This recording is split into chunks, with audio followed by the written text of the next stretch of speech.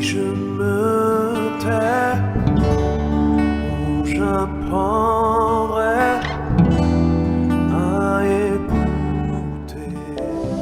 Shalom, shalom, amis de Jésus, ce matin nous sommes dans une merveilleuse présence du Seigneur et nous sommes rassemblés au nom du Père et du Fils et du Saint-Esprit. Amen. Alors bien-aimés, nous allons dire merci au Seigneur ensemble. Alors, de là où tu es, tu vas commencer déjà à dire merci au Seigneur. Élève la voix et commence à parler au Seigneur. Commence à lui dire merci pour cette belle journée qu'il te donne. Commence à lui dire merci parce que durant la nuit que tu as passée, il a veillé sur ton âme. Il a veillé sur ton corps. Il a veillé sur tout ton être. Il a veillé aussi sur tous les membres de ta famille. Il a veillé sur tes enfants. Il a veillé sur ta femme. Il a veillé sur ton mari. Alors je voudrais que tu lui dises merci ce matin. Seigneur, nous te bénissons. Merci parce que tu es le Dieu qui pourvoit à nos besoins. Et ce matin, tu nous accordes la grâce d'être dans ta présence. Tu as veillé sur moi durant toute la nuit. Tu m'as fait un excellent sommeil. Tu m'as fait faire de beaux rêves, Seigneur. Et je voudrais ce matin te dire merci infiniment. Parce que ta main est posée sur ma vie. Et je me réjouis d'être ton enfant. Je me réjouis d'être celui que tu aimes. Je me réjouis d'être avec mes frères et sœurs. Parce que tu nous aimes tous. D'un amour éternel. Et ce matin, je suis dans la joie. Et je te dis infiniment merci. Merci aussi, Papa, parce que tu as répandu dans notre cœur l'amour qui vient de toi par le don du Saint-Esprit. Et ce matin, Seigneur, j'ai besoin de ton Esprit Saint. Mon frère a besoin de ton Esprit Saint. Ma sœur a besoin de ton Esprit Saint. C'est pourquoi, ami de Jésus, je voudrais que de là où tu es, tu commences à réclamer le Saint-Esprit. Parle au Saint-Esprit. Parle au Saint-Esprit. Parle au Saint-Esprit. Mota katama msaka. Bokanderebo satamako rababa. Rebabako shanderebo satamama. Moki antabaos. Rebabako shatamakintarao sata. Morabebeko ramashendiribo satarabaos. Morabababababababa. Merci Saint-Esprit pour ta présence ce matin. Merci Seigneur. Merci Seigneur. Alors ami de Jésus, je voudrais que tu restes dans cette présence du Seigneur. Nous sommes au 3e jour de notre partage sur la vie de Samuel. Et ce matin, nous sommes au chapitre 3. Le jeune Samuel servait donc Yahvé en présence d'Élie. La parole de Yahvé était rare en ce jour-là. Il n'y avait pas de vision qui perçait. Or, un jour, Élie était couché à sa place. Ses yeux commençaient de faiblir et il ne pouvait plus voir. La lampe de Dieu n'était pas encore éteinte et Samuel était couché dans le sanctuaire de Yahvé, là où se trouvait l'arche de Dieu, parole du Seigneur. Alors, amis de Jésus, ce matin, nous sommes au 3e jour. Anne a donné naissance à Samuel.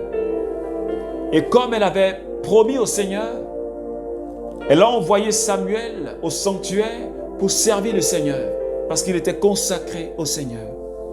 Et la Bible nous dit ce matin que Samuel, lui, il dormait dans le sanctuaire, là où il y avait l'arche de l'alliance. Et c'est là que le Seigneur l'a appelé. Le Seigneur l'a appelé par son nom. Lui ne connaissait pas encore le Seigneur, il pensait que c'était Élie le prêtre qui l'avait appelé.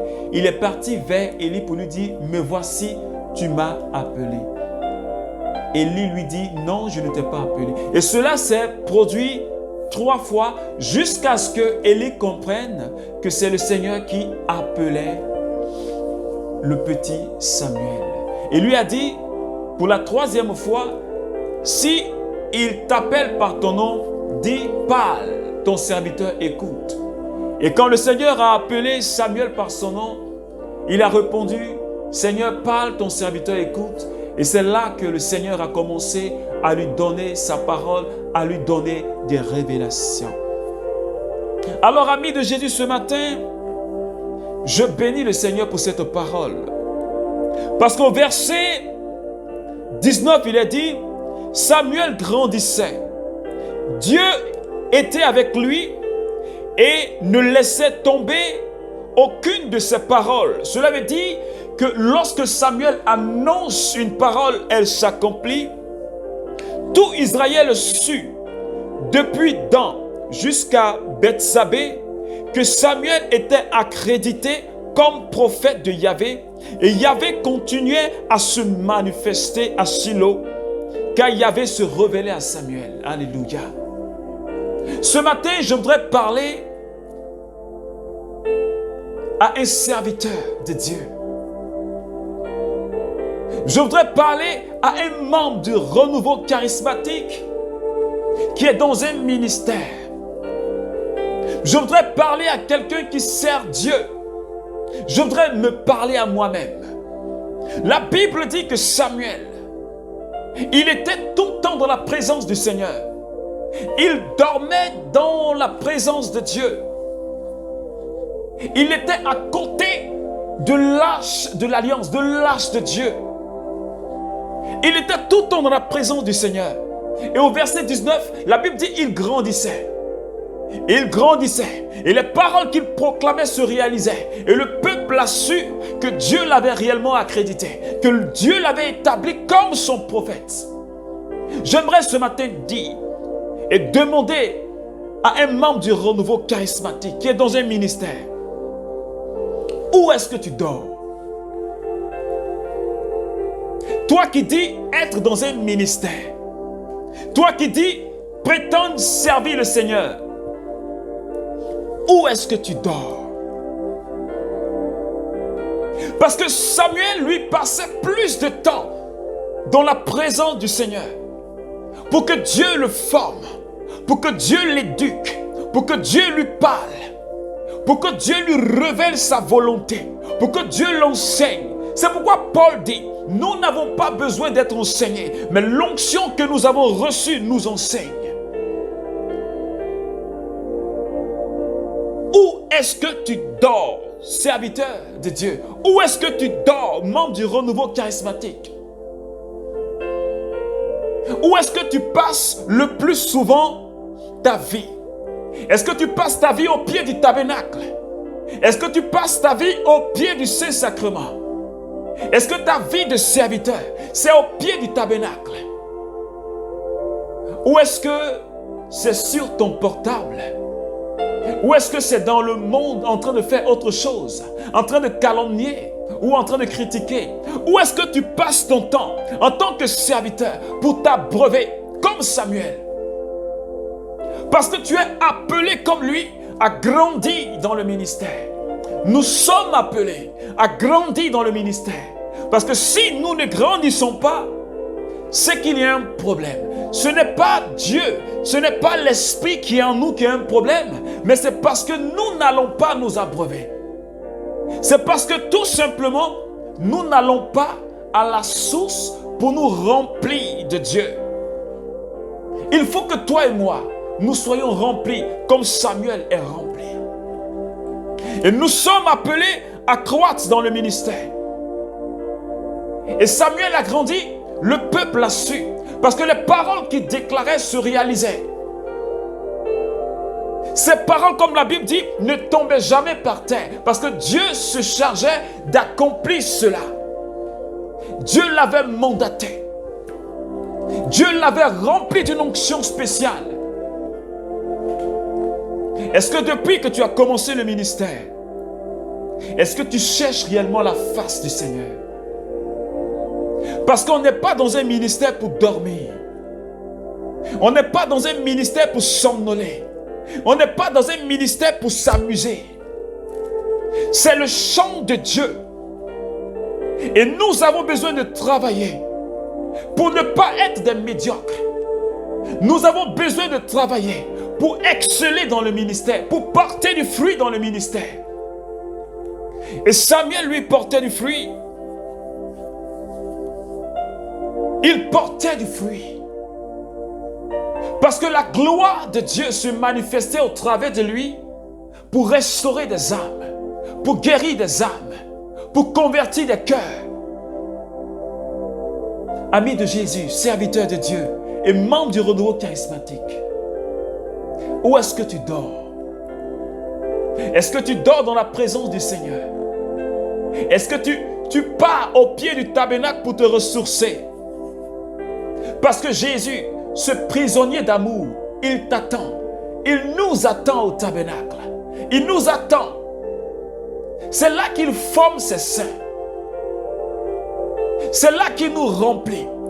Si nous voulons être véritablement efficaces et gagner véritablement des âmes à Christ, avoir une pastorale fructueuse, avoir des activités fructueuses, nous devons passer au pied du tabernacle, nous remplir de Jésus, nous remplir de sa présence. Parce que ce n'est pas de notre propre force que nous pouvons faire la mission du Seigneur. Ce n'est pas de notre propre moyen. On ne peut convertir personne de par notre propre force. Mais c'est le Saint-Esprit qui agit dans les cœurs. Alors, ami de Jésus, si tu ne passes pas ta présence au pied du tabernacle, au pied du Maître,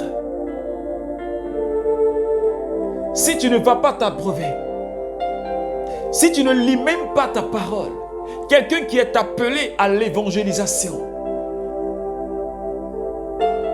et qui n'est même pas en contact avec la parole de Dieu, avec la Bible, comment est-ce que tu vas annoncer Jésus? Comment? Quelqu'un qui est à l'intercession et qui ne prie pas, qui n'a aucune intimité. Parce que Samuel qui dormait devant l'arche de l'alliance, cela veut dire l'intimité avec le Seigneur. Samuel était un ami de Yahvé. Samuel était intime. Est-ce qu'aujourd'hui, toi et moi, est-ce que nous sommes des intimes de Jésus? Est-ce que nous sommes des amis du Saint-Esprit? Est-ce que nous agissons dans le ministère avec la présence du Saint-Esprit? Si aujourd'hui nos ministères ne sont pas efficaces, est-ce que ce n'est pas le fait que nous avons mis le Saint-Esprit à côté et que nous voulons faire les choses de nous-mêmes? Nous ne voyons pas les choses avancer. C'est parce que nous avons mis le Saint-Esprit de côté. Nous ne travaillons pas avec l'Esprit qui est en nous. Or, la Bible dit que nous avons reçu l'onction du Christ. J'ai l'onction en moi. Tu as l'onction en toi. Et donc, nous devons travailler avec l'onction. Nous devons manifester la présence de Dieu comme il est dit ici dans la vie de Samuel. Yahvé se révélait à lui. La présence de Dieu était manifeste au travers de lui. Nous devons laisser le Saint-Esprit, nous devons laisser l'onction de Dieu travailler en nous, travailler au travers de nous, pour qu'il y ait plus de convertis, pour qu'il y ait plus de délivrance, pour qu'il y ait plus de restauration de vie. Parce que ce n'est ni par la force, ce n'est ni par notre propre puissance, mais c'est par le Saint-Esprit que nous pouvons accomplir le service que le Seigneur nous a confié. C'est par l'onction de Dieu. Parce que quand Dieu t'appelle, il te donne ce qu'on appelle une onction spéciale. Et si tu ne rentres pas dans cette onction spéciale, tu ne porteras pas de fruits. Tu vas tâtonner, mais il n'aura aucun fruit. Tu vas te fatiguer. Et pourtant, le Seigneur a mis l'onction à notre disposition pour que nous travaillions facilement. Mais nous rejetons cela. C'est pourquoi ce matin, je suis en train de dire à quelqu'un de rechercher la présence du Seigneur. Passe du temps en présence de Jésus. Si tu veux avoir un ministère efficace, je dois passer du temps dans la prière. Dans la prière, si je veux avoir un ministère efficace, un ministère de conversion, un ministère de restauration, non pas pour me faire voir, mais seulement pour que le nom de Jésus soit glorifié. Pour que Jésus soit glorifié. C'est pourquoi ce matin, prions le Seigneur. Demande au Seigneur de te faire rentrer dans sa présence. De te faire rentrer dans une onction nouvelle. Dans une onction fraîche. Pour que tu grandisses dans le ministère. Parce que là où tu es, ce n'est pas le niveau. Ce n'est pas le niveau où je dois être. Ce n'est pas le niveau où tu dois être. Ce n'est pas le niveau où nous devons être. Nous devons alors encore monter. Encore monter. Encore monter. Alors commence à demander au Seigneur l'onction sur ta vie. Qu'il te remplisse ce matin. Saint-Esprit, remplis-moi ce matin. Saint-Esprit, remplis-moi ce matin. Saint-Esprit, agis en moi ce matin. Parce que j'ai besoin de l'onction. J'ai besoin de ta présence, Seigneur. Donne-moi la force de passer du temps dans ta présence. Afin de m'abreuver à ta source. Afin d'être rempli de toi. Parce que Seigneur, si je ne suis pas rempli de toi, je ne peux pas te donner à quelqu'un. Je ne peux pas te communiquer, Seigneur, à mon prochain. Accorde-moi cette grâce ce matin. Que ton nom soit célébré. Que ton nom soit magnifié. Béni sois-tu, Seigneur. Merci, Jésus. Merci, Seigneur. Alors, ami de Jésus, ce matin, je t'invite à rechercher la grâce du Saint-Esprit dans le ministère. Toi et moi, nous sommes appelés à grandir dans le ministère. On ne doit pas stagner. On ne doit pas rester à un stade où on est bloqué. Mais demandons au Saint-Esprit de renouveler sa grâce en nous pour que nous puissions grandir, aller d'une étape, d'un stade à un autre. Afin de faire des exploits. Parce que nous sommes appelés à faire des exploits, toi et moi. Et si nous voulons que nos ministères soient efficaces, marchons dans l'onction. Recherche l'onction que Dieu t'a donnée dans le ministère. Je crois que nous serons plus efficaces et nous serons plus engagés. Adonne-toi à la lecture de la parole. Que tu sois intercesseur, que tu sois évangélisateur, que tu sois à l'accueil, que tu sois dans je sais quel ministère. Mais donne-toi du travail pour gagner des âmes, peu importe le ministère. Donne-toi du travail. Parle au Seigneur. Prie pour ton ministère. Demande à Dieu de grandir dans ce ministère. Soucie-toi de l'œuvre de Dieu. Soucie-toi du salut des âmes. Soucie-toi de la délivrance des âmes. Soucie-toi, aie la passion pour les âmes. Parce que beaucoup de personnes se meurent aujourd'hui sans même connaître le Christ. Alors le Seigneur t'attend. Le Seigneur nous attend. Merci Jésus. Au nom du Père et du Fils et du Saint-Esprit. Amen, amen, amen.